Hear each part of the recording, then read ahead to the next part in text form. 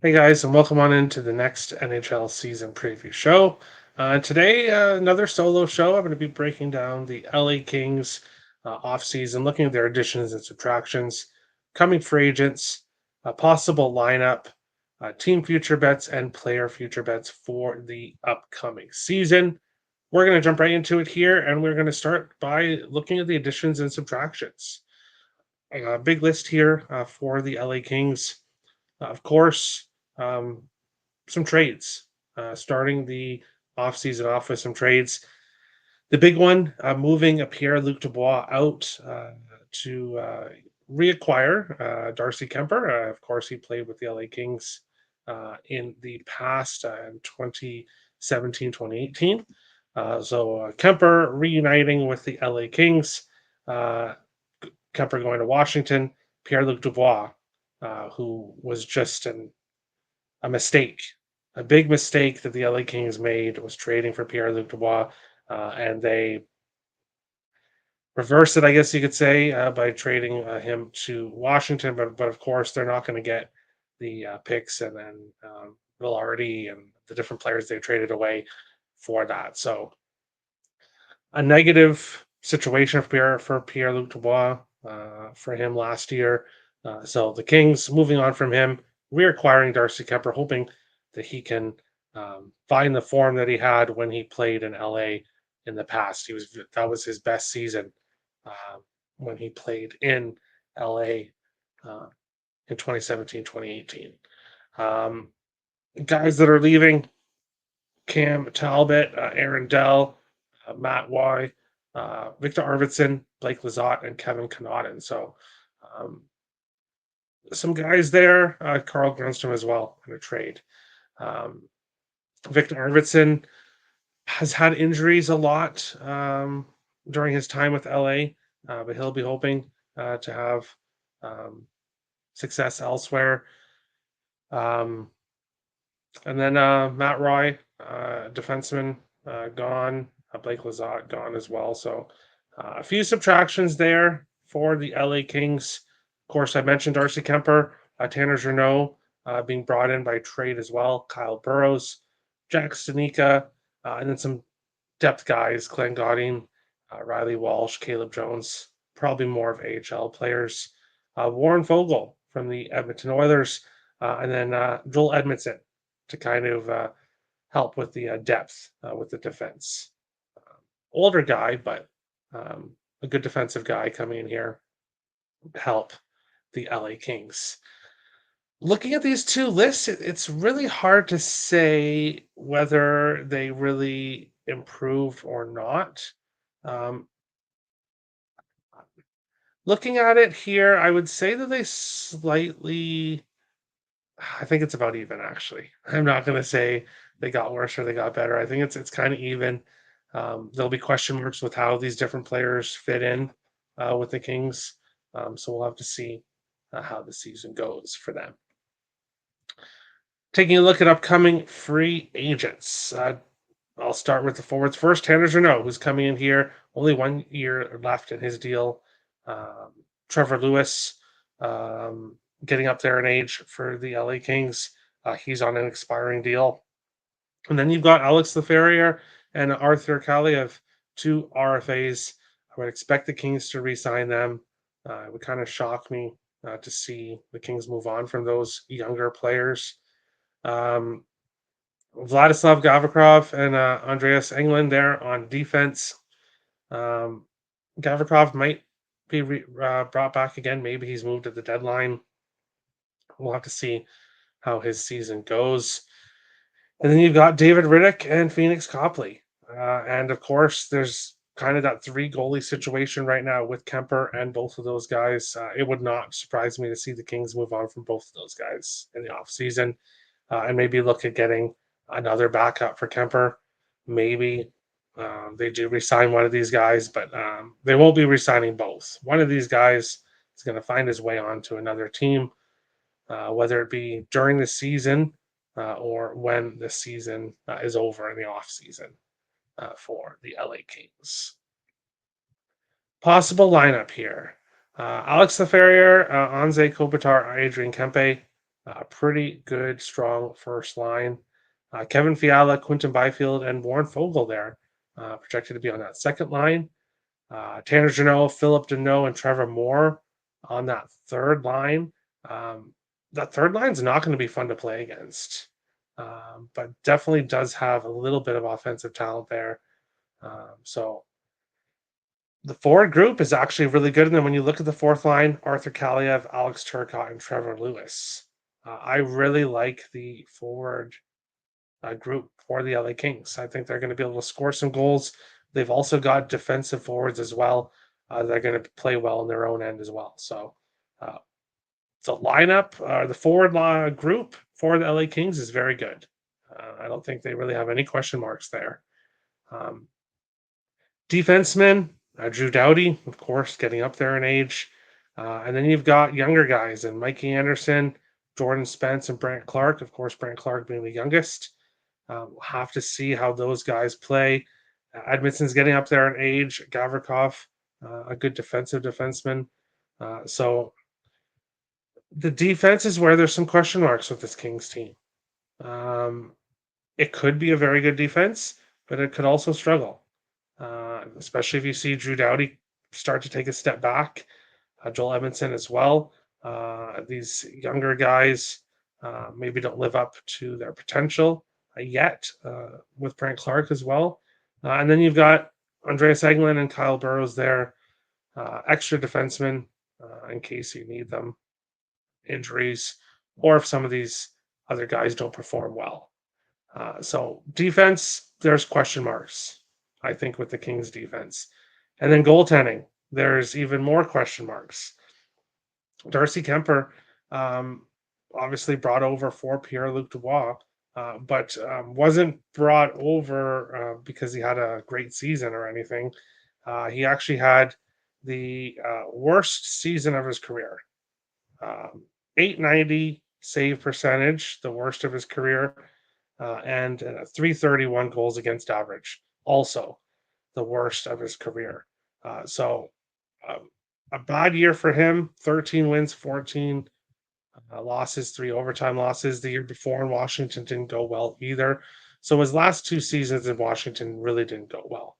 Now he's hoping to go back to when he was with LA in 17-18, 10 1 and 3 with a 932 save percentage and a 2.10 goals against average. He was fantastic. Then, of course, he goes to Arizona the rest of that season, and things didn't go quite as well. But of course, Arizona, more of a rebuilding team at that point. So, David Riddick, Felix Copley, who's going to be the backup? Who's going to be the third goaltender? Is there going to be a three-way split? There's just a lot of question marks with the LA Kings. So, looking at this possible lineup, breaking it down here, I see an over team with the LA Kings. I think their defense is not quite good enough. There's a lot of goaltending questions, but the forward group is deep. Uh, the forward group is deep. So overs with the LA Kings. Looking at team future bets for this Los Angeles team. And we'll take a look back at what happened last year for the LA Kings. They finished with 99 points, third in the Pacific Division, um, only a point ahead of Nashville, the top wild card, and 2 points ahead of Vegas, the second wild card team. And then there was a bit of a drop off after that between the other teams in the division. Now, looking at it here, I don't like them for any of the top four bets. When it comes to make playoffs, plus 195 is a little bit attractive here. The reason being, um, looking at the teams in the Western Conference. So the Central, Dallas, Colorado. Nashville is going to be more improved. Winnipeg, I don't think is going to fall off to the extent that they're out of a playoff race. So right there, you've got four in the Central. Vancouver, very good season last year. Edmonton, absolutely dangerous. Vegas made the playoffs last year. Then you've got teams like Minnesota, who will be looking to have a healthy year from Jared Spurgeon. The Seattle Kraken made a lot of improvements. So there's a potential here for this LA Kings team to miss the playoffs. Everybody was extremely high on the LA Kings last year. I wasn't one of them.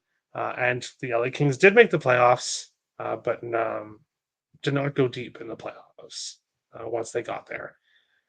Point totals at 94.5. 99 last year. I do ultimately think the Kings do take a step back overall from what they did last year. There is some other teams I like in their division that we'll get to on future shows that I like to make the playoffs over LA. So no play on the point total for me. Really, with the LA Kings, it's tough to make a future bet here. Except I would lean with no playoffs at plus 195 for some plus money. Finally, player future bets. We'll take a look at Adrian Kempe here. His goal total 32.5, point total 74.5. Last year, he hit the point total, 75 points, only 28 goals. The season before that, 41 goals, but 67 points. And the season before that, 35 goals and 54 points. So Kempe's point total went up last season, getting a lot more assists, but his goal total went down. So is that just going to kind of be a 1 year thing, or is he going to get back to being more of the sniper that he was in previous years this year? Um, I don't know. I don't know, and that's why I don't have a play there because I could see it going either way with him. Anze Kopitar, his goal total is at 23.5. He had 26 last year, 28 the season before that, 19 in 21-22. His point total is at 66.5. 70 last year, 74 in 22-23, and 67 in 21-22. So he's hit his goal total in the last 2 years, and he's hit the point total over the last 3 years. His last 3 seasons, 81 games played, 82 games played, 81 games played. Then there was the shortened 56 game season, 70 games the season before that, 81, 82, 76, 81, 79, 82, 82, 75, 82, 82, 82. Basically, Anze Kopitar is perfect when you're looking at a player future bet when it comes to health, because he has stayed healthy for pretty much his whole career for the LA Kings. So now the issue, though, is that he is 37 years old. So he's starting to get up there, which means there is more potential for injuries, but there's also potential for his point production to take a step back. He's a great defensive for center as well. Um, and I don't know. I don't know about his point total here. He still had it last year, 26 goals and 70 points. I could see him having another similar year, so I would lean with the overs, but he's going to be turning 38. So I'm just not sure. Kevin Fiala, 27.5 goals is his total. He had 29 last year, 23 the season before that, did have injuries, and then 33 in his final year in Minnesota. Point total is at 75.5. He had 73 last year, 72 in 22-23, and then 85 in his final year with Minnesota. So that was his best year of his career. It was 21-22, his last year in Minnesota before being traded to LA. And he actually had a better season in 22-23. Only one fewer point, but he played in 13 fewer games. But the goal total went up a little bit last year. So when it comes to Kevin Fiala, he is more of a shooter, so I would lean with his goal total over. But no plays for me. I'm just not high on this Kings team again. I'm just not high on this Kings team. Quinton Byfield, 24.5 points. He had 24.5 points. That is not correct. I am sorry, guys. Let me check on that. it might be 24 and a half goals. So let me check on that live here because I'm not going to redo the whole show for that.